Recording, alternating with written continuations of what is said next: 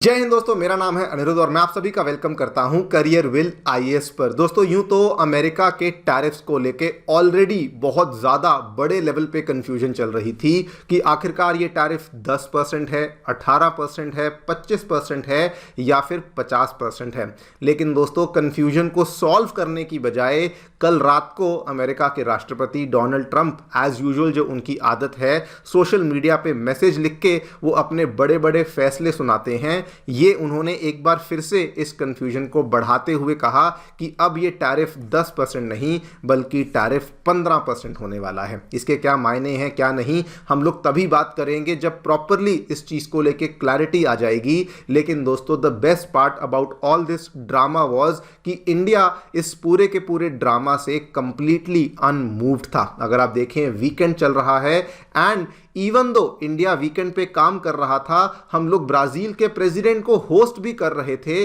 लेकिन हमारे किसी भी सीनियर ऑफिशियल के द्वारा किसी भी मिनिस्ट्री के द्वारा अमेरिका के इस पूरे टैरिफ ड्रामा को लेके ना तो कोई रिएक्शन दिया गया ना ही किसी प्रकार का रिमार्क यहाँ पे दिया गया। इनफैक्ट दोस्तों इंडिया अपनी वही वाली स्ट्रैटेजी जो कि काफ़ी लंबे टाइम से फॉलो करता आया है कि अपने एक्सपोर्ट मार्केट्स को डाइवर्सिफाई करना है, नई नई मार्केट्स को एक्सप्लोर करना है, हम लोग उसी काम में लगे हुए थे। एंड उसी के चलते लेट मी टेल यू हमने ब्राजील के साथ ना केवल एक बहुत बड़ी ट्रेड डील को फाइनलाइज किया है जिसमें कि वी आर टारगेटिंग कि ब्राजील के साथ हमारा व्यापार हम ऑलमोस्ट 2 गुना करेंगे, $20 बिलियन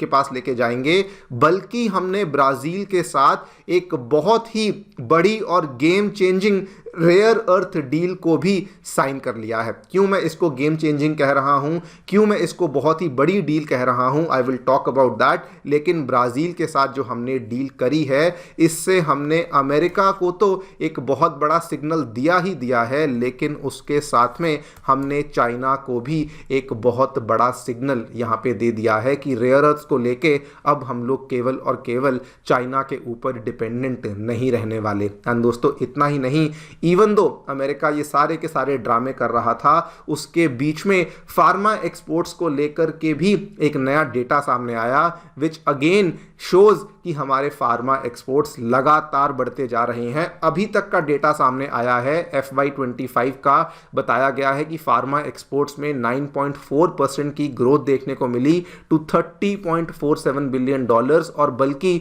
फार्मा इंडस्ट्री ये सोच रही है, ये अनुमान लगा रही है कि आने वाला जो साल होगा 2026-27 का, उसमें तो हमारी जो ग्रोथ है ये डबल डिजिट की होने वाली है। मतलब कि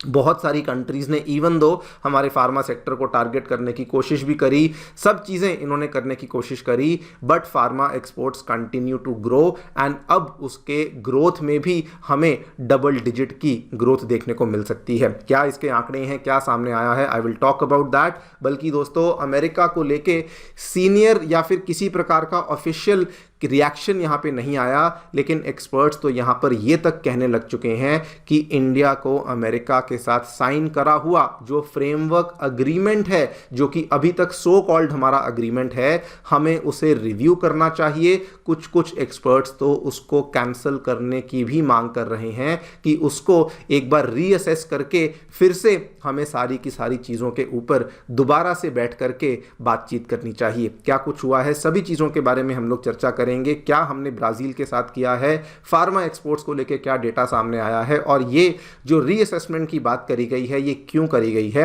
इसके बारे में चर्चा भी करी जाएगी। आइए शुरू करते हैं मेरे साथ। मेरा नाम है अनिरुद्ध। यदि आप लोग हमें फॉलो करना चाहते हैं तो दिए गए टेलीग्राम चैनल के माध्यम से ऐसा कर सकते हैं। Alright, directly coming to the news, क्या देखने मिला है दोस्तों, यूएस टैरिफ्स को लेके आई थिंक इतनी ज्यादा कंफ्यूजन चल रही है कि इवन व्हाइट हाउस तक को नहीं पता कि एग्जैक्टली ये टैरिफ का जो नंबर है वो कितना और किस कंट्री पर एग्जैक्टली किस किस हिसाब से लगने वाला है। सुप्रीम कोर्ट ने तो बोल दिया था कि जो टैरिफ्स डोनाल्ड ट्रंप ने लगाए थे ये उनकी पावर के परे थे और ये टैरिफ्स बिल्कुल भी एक्सेप्टेबल नहीं थे। लेकिन उस पर्टिकुलर फैसले के बाद इतनी सारी कंफ्यूजन वहां पे बननी शुरू हो गई। इंडिया में तो कंफ्यूजन बनी ही कि आखिरकार इंडिया के ऊपर टैरिफ 10% है, 18% है, 25% है या 50% है। इवन इंडिया के अलावा कई सारी जो बाकी एशियन इकोनॉमीज़ हैं, यहाँ तक कि यूरोपियन यूनियन के भी बड़े बड़े सीनियर अधिकारियों ने यहाँ पे रिएक्शन दिया, कहा कि हमें इस चीज़ को लेके क्लैरिटी चाहिए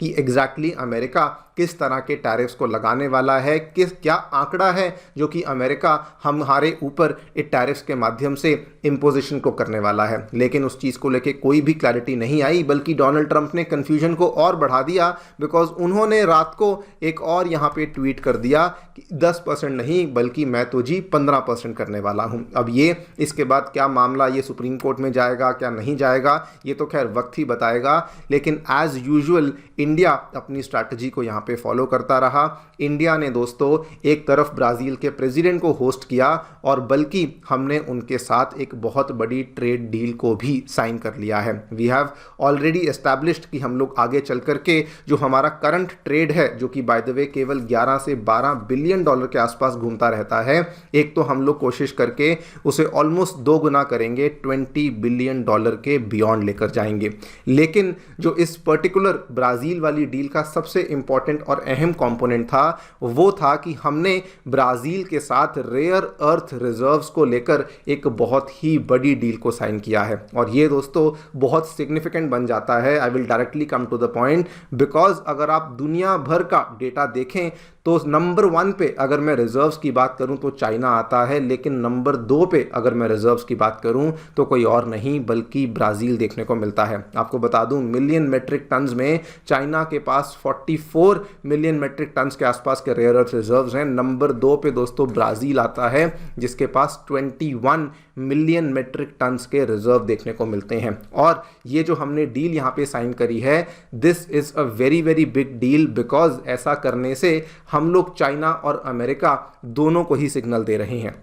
सबसे पहले अगर मैं चाइना की बात करूं तो इससे हम लोग हमारे सप्लाई चेन को डाइवर्सिफाई कर रहे हैं, बिकॉज हम लोग हमारी डिपेंडेंस को चाइना के ऊपर ख़त्म कर देंगे। नंबर 2 ऑब्वियसली चूंकि रेयर अर्थ की बात हो रही है जिसका इस्तेमाल डिफेंस मैन्युफैक्चरिंग में, हथियारों में, एरोस्पेस में होता है, तो हमारी नेशनल सिक्योरिटी को बहुत बड़ा बूस्ट मिलेगा। नंबर 3 चूंकि हमने ये डील ब्राज़ील के साथ करी है और आगे चल कर के हमारे इंडिया में भी सेमीकंडक्टर का इकोसिस्टम तैयार हो रहा है, तो हम लोग उसे भी यहाँ पे सपोर्ट करेंगे, उसे भी बूस्ट करेंगे। और उसके साथ जो जुड़ा हुआ हमारा ईवी का सेक्टर है, रिन्यूएबल एनर्जी का सेक्टर है, वहां पर भी बहुत बड़ा बूस्ट मिलने वाला है। इस पूरी चीज का ब्यौरा जाने माने जो जियोपॉलिटिकल एक्सपर्ट हैं डॉक्टर ब्रह्मा चलानी, इन्होंने भी ट्विटर के माध्यम से दिया। इन्होंने बताया कि इंडिया ने इस ब्राज़ील की डील के साथ बेसिकली चाइना के चोक होल्ड को बहुत ही बड़े तरीके से चैलेंज किया है, बिकॉज ना केवल ब्राज़ील दुनिया के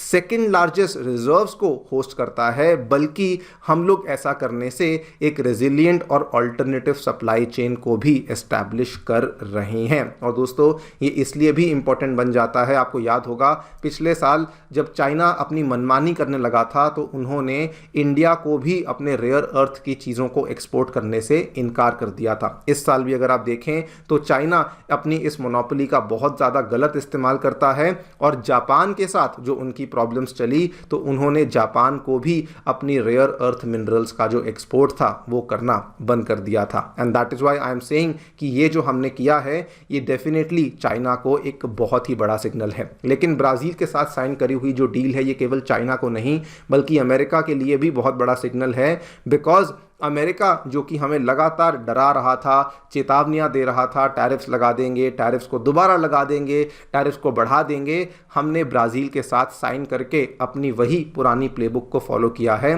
कि हमें कोई फ़र्क नहीं पड़ता, हम लोग बाकी कंट्रीज़ के साथ डील्स को साइन करेंगे। और हमने सेम चीज़ को ब्राज़ील के साथ भी यहाँ पे साइन कर लिया है। Let me be very very clear once again, हमने ब्राज़ील के साथ FTA साइन नहीं किया है, लेकिन हाँ ट्रेड को लेके कई सारे एरियाज़ में हमने बातचीत करी है जिसमें कि ट्रेड में कंसेशंस दिए जाएंगे और बायलैटरल ट्रेड को बूस्ट करने के प्रावधान भी दिए गए हैं। इतना ही नहीं दोस्तों, इंडिया ने फार्मा एक्सपोर्ट्स के डेटा को भी यहाँ पे रिलीज़ किया है, बताया है कि ग्रोथ रेट 9.4% की हमें देखने को मिली है। India continues to be called as the pharmacy of the world and industry expect कर रही है कि आने वाला जो फाइनेंशियल ईयर होगा 2026-27 का, उसमें हम लोग डबल डिजिट ग्रोथ को भी विटनेस कर सकते हैं। ये इसलिए मैटर करता है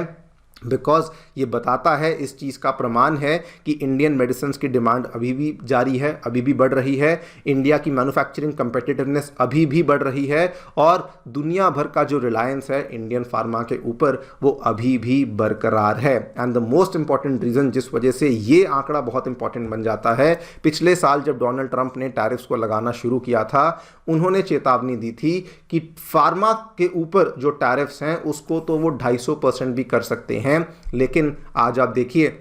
ना केवल हमने इन टैरिफ के थ्रेट्स को झेला है बल्कि उसके साथ साथ हमारे जो यहाँ पे एक्सपोर्ट्स हैं पर्टिकुलरली फार्मा सेक्टर के, वो भी लगातार बढ़ते जा रहे हैं। और दोस्तों लास्टली अगर मैं बात करूं, जो बची कुची कसर थी जब डोनाल्ड ट्रंप ने अपने टैरिफ्स को लेके इतनी कंफ्यूजन को बना दिया था, हालांकि अभी तक कोई ऑफिशियल रिएक्शन तो नहीं आया है, लेकिन इंडिया के कई सारे एक्सपर्ट्स का ये मानना है कि इंडिया को अमेरिका के साथ साइन करा हुआ जो फ्रेमवर्क अग्रीमेंट है, जो यहाँ पे ट्रेड फ्रेमवर्क को लेके बातचीत हुई थी, हमें उसे रिव्यू करना चाहिए, रीअसेस करना चाहिए और ज़रूरत पड़ी तो कैंसिल भी करना चाहिए। आप यहाँ पे देख सकते हैं 2-3 ऑप्शंस की बातचीत करी गई है कि ट्रेड डील की टर्म्स को रीअसेस करो, ट्रेड डील को डिले करो, किसी प्रकार की साइनिंग यहाँ पे मत करो जब तक कि यूएस पॉलिसी स्टेबलाइज नहीं हो जाती, और बल्कि ये भी कहा गया है कि जब तक ये चीज़ें स्टेबलाइज नहीं हो जाती तब तक ऑल्टरनेटिव ट्रेड पार्टनरशिप्स को स्ट्रेंथन करने का काम करते रहो। बहुत सिंपल रीजनिंग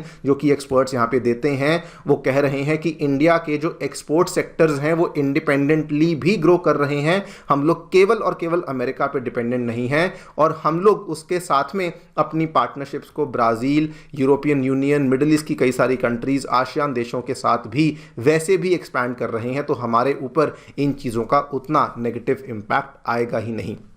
इसीलिए अब ये वाली बातचीत भी चल रही है। देखते हैं मंडे को क्या होगा, क्या एग्जैक्टली किसी प्रकार का रिएक्शन आता है गवर्नमेंट की तरफ से या नहीं, लेकिन फॉर नाउ इंडिया की प्लेबुक बहुत क्लियर है। इग्नोर व्हाट इज़ हैपनिंग, जो भी चीज़ें हो रही हैं उसे नॉइज़ की तरह ट्रीट किया गया है और अपना जो भी यहाँ पे स्टेप्स थे उसमें चुपचाप हम लोग आगे बढ़ रहे हैं। देखते हैं क्या होगा। आप लोग जो भी सोचते हैं मुझे डेफिनेटली बताएं कमेंट सेक्शन में। Thank you so much for listening, stay tuned and stay safe.